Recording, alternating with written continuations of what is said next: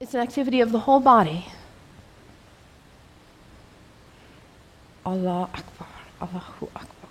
Bismillah ar-Rahman ar-Rahim. Alhamdulillah, Rabbil Alameen.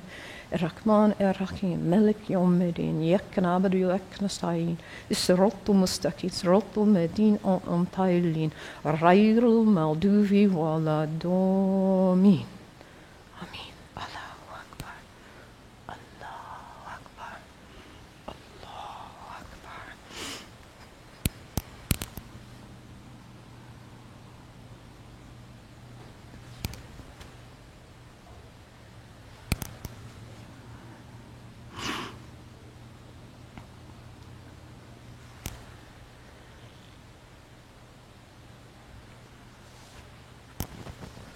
Can you imagine how limber you'd be? ይህም ብታደርጉ ምን ያህል ቀልጣፋ እንደምትሆኑ አስባችሁታል? በቀን 17 ጊዜ ይህም ብታደርጉ In Islam the answer is very clear. La ilaha illallah Muhammadan Rasulullah. لا إله إلا الله محمد رسول الله በሚል ከምንጩ ከአንድ አምላክ ውጭ ሌላ የለም አንቶኒ ያለው ምንድነው ፍቅር ልናውቀው ከምንችለው በላይ ታላቅ ነው አይደል ያለው ዋናው ቁም ነገር እርሱ ነው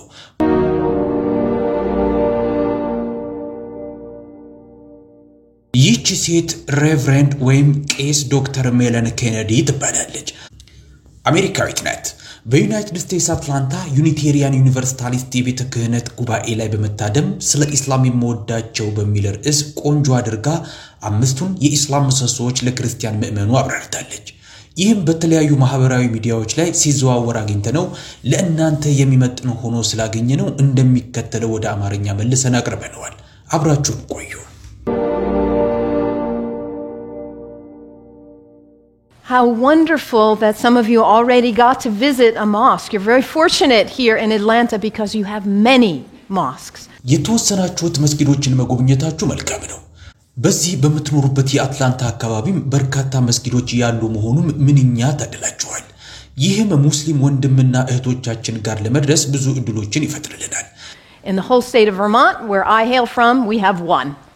So እኔ ከመጣሁበት የቬርሞንት ስቴት ያለን አንድ መስጊድ ብቻ ነው ስለዚህ ላትጎበኙ የምትችሉበት ምንም ምክንያት የላችሁም አጠገባችሁ ያለ ማለት ነው ዙሪያችሁን በመስጊድ ተከቦ አለመጎብኘት አይቻልም መጎብኘታችንም ደግሞ አስፈላጊ ነው ምክንያቱም በዛሬ ጊዜ በስተት ሰዎች የተረዱትና በስተት ስሙን ያጠፉ የሚገኙት ቁጥር አንድ ሃይማኖት በመሆኑ ሙስሊሞችን እንድንፈራ እየተገረፈን ነው We are being whipped up into fear of Muslims.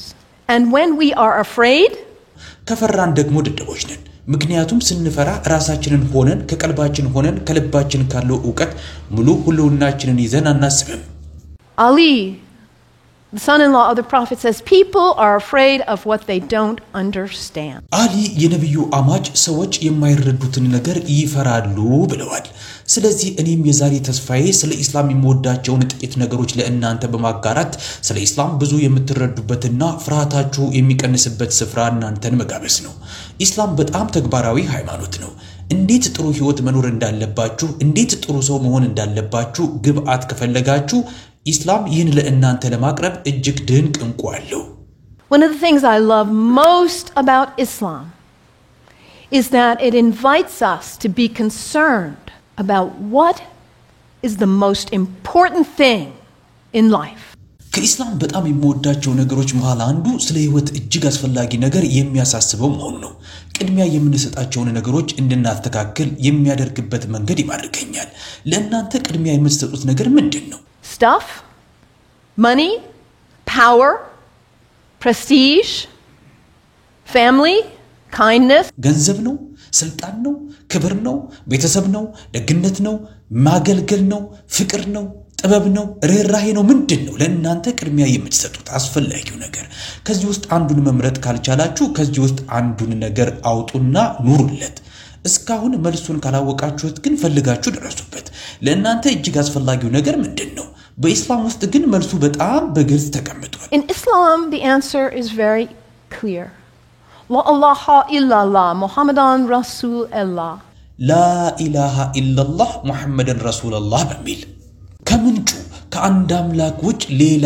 የለም አንቶኒ ያለው ምንድነው ፍቅር ልናውቀው ከምንችለው በላይ ታላቅ ነው አይደል ያለው ዋናው ቁም ነገር እርሱ ነው and Muhammad is his prophet is the prophet of love ሙሐመድም ነብዩ ነው ሙሐመድም የዚህ ፍቅር ነብይ ነው ላ ኢላሃ ኢላላህ ሙሐመድን ረሱላህ የኛ የሰው ልጆች የሚያስገርመው ነገር ይህንን ግልጽነት ስናገኝ እና አስፈላጊ መሆኑን ስናውቅ ምን እናደርጋለን እንዘነቀዋለን ይህ ነው ማንነታችን እኛ የሰው ልጆች ትልቅ ረሾች ነን we forget that's who we are we humans we are the great forgetters በዚህም ህይወታችንን ላለማባከን በየጊዜው ያንን ሪሴት በተን ወይም ማስተካከያ ቁልፍ እየተጫን ወደ ማዕከሉ መምጣት አለብን ወደ ልባችን መምጣት አለብን የእውነት ለምን እንደተፈጠርን ወደምናውቅበት ስፍራ የእውነት ምን አስፈላጊ እንደሆነ ወደምናውቅበት ቦታ ዘወትር ቀኑን ሙሉ ቆም ይያል ወደ ራሳችን በመመለስ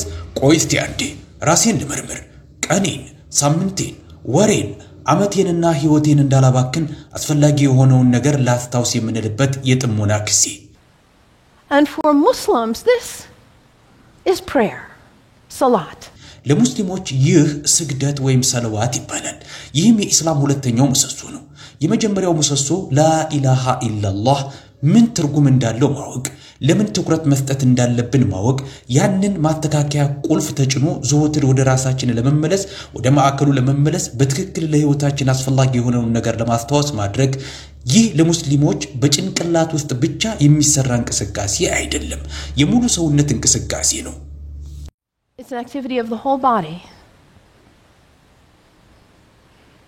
Allah akbar Allahu akbar بسم الله الرحمن الرحيم الحمد لله رب العالمين الرحمن الرحيم مالك يوم الدين إياك نعبد وإياك نستعين الصراط المستقيم صراط الذين أنعمت عليهم غير المغضوب ولا الضالين آمين الله أكبر الله أكبر الله أكبر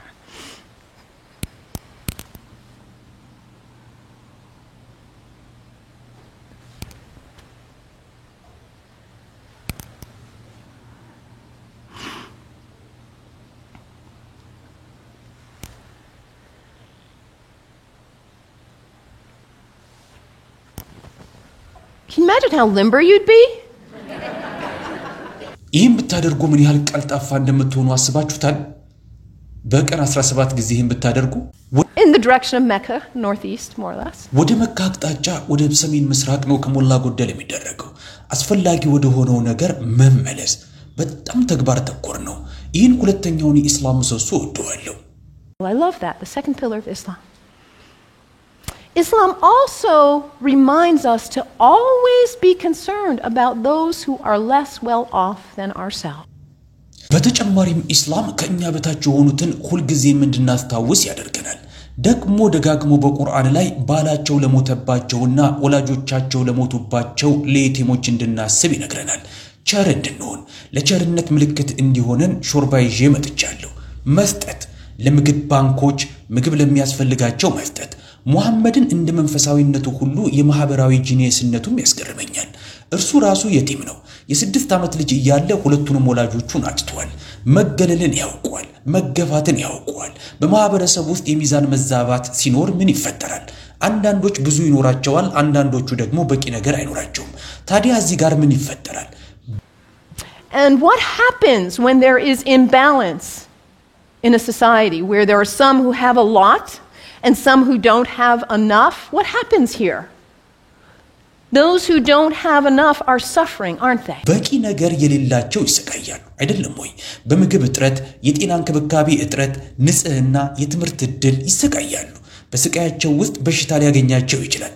በሽታውም ከእነሱ ጋር ብቻ አይቀርም፣ ወደ ተቀሩት ሌሎች ሰዎች ዘንድም ይስፋፋል። ምግብ ለማምጣት ሲሉም ወንጀል የሆኑ ተግባሮች ውስጥ ሊሳተፉ ይችላሉ። ይህም ሙሉ ማህበረሰቡን ያናቀዋል። አንዱ ምንም ሳይኖረው ሌላው ከልክ በላይ ኖሮት ሲኖር ብዙ ያላቸው ሰዎችስ ስግብግብነት መንፈሳዊ ኪሳራ ነው።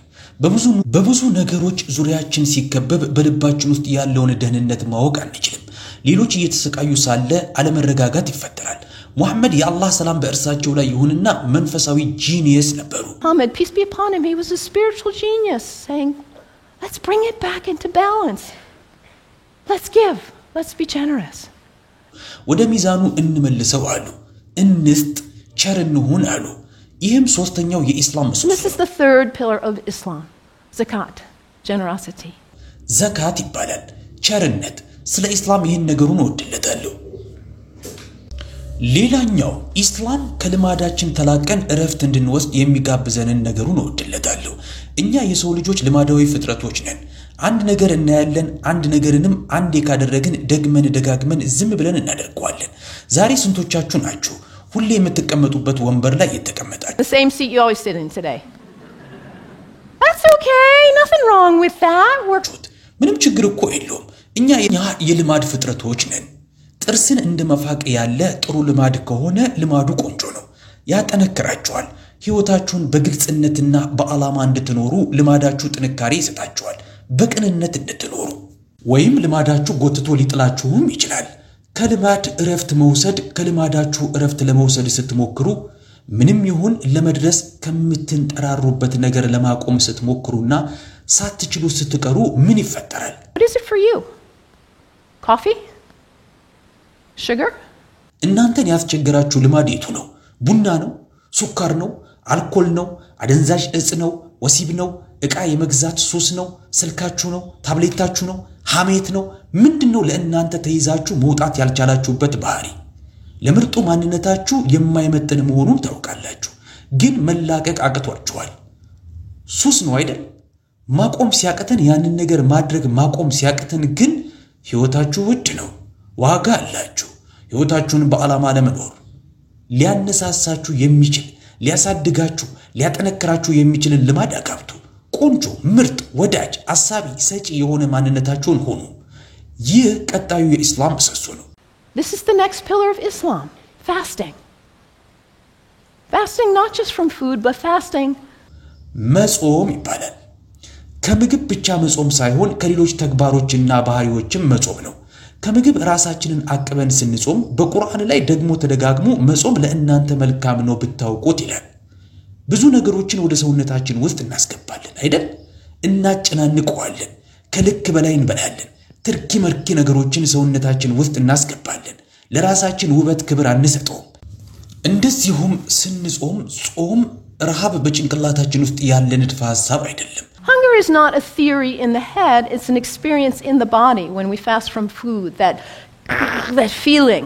በሰውነታችን ውስጥ ያለ ልምድ ነው ከምግብ ስንጾም በሆዳችን ውስጥ የሚሰማንን ያንን የጮት ስሜት ታውቁታላችሁ አይደል ሌላ ሰው ጎዳና ላይ የሚለምን ስታዩ ቲዮሪ ወይም ንድፍ አይደለም ወሬ አይደለም የራብን ስሜት ስለምታውቁት ሐዘን ይሰማችኋል አይናችሁን ጨፍናችሁ ዝም ብላችሁ መሄድ ከባድ ይሆንባችኋል ሙሐመድ የአላህ ሰላም በእርሳቸው ላይ ይሁንና ያ የመንፈሳዊነትና የማህበራዊነት ጂኒየሱ በማህበረሰብ ውስጥ ስምምነትንና መረጋጋትን ፈጥሯል አራተኛው የኢስላም ምሰሶ ጾም ነው ከልማድ እረፍት መውሰድ በጣም ተግባራዊ ነው እወደዋለሁ Harmony and stability in society.